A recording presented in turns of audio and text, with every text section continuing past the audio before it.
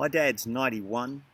He's in a nursing home, and perhaps unknowingly, lately he's been teaching me about this passage from Mark chapter 1. Then Jesus got up very early in the morning while it was still dark, and he went to a quiet place, and there he spent time in prayer, close to his Father God.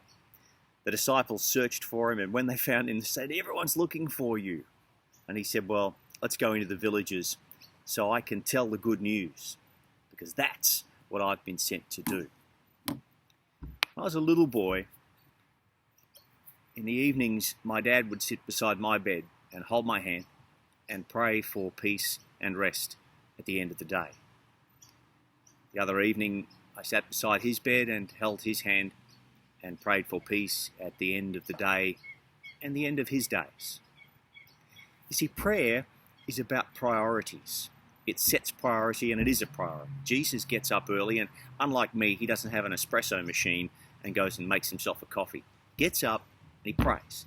That's first. I find that really hard.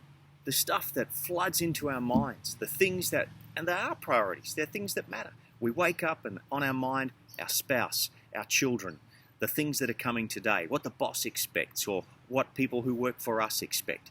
Is there sports training this evening? Are there bills to pay? Study to do? All those things come crowding in. Jesus goes to a quiet place to pray, to be with his Father, and the disciples find him and they say, "Jesus, hey, everybody's looking for you. There's stuff to do, things to see, people to meet." And Jesus says, yep, that's all true. Let's go so that I can tell the good news, because that's why I've been sent. That's the priority. Prayer has helped him get clear in his mind what really needs to happen today. Amongst all the other stuff, prayer sets the priority, which is the good news, for us to hear it and to tell it.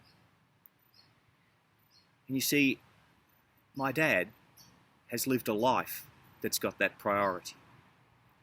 That's been his priority, set and lived. And so then at the end of the day, he can be close to his Father God, ask for peace and rest at the end of the day and the end of his days, knowing that he has lived that priority, to hear and to tell the good news. Let's make all our days those days of prayer and priority.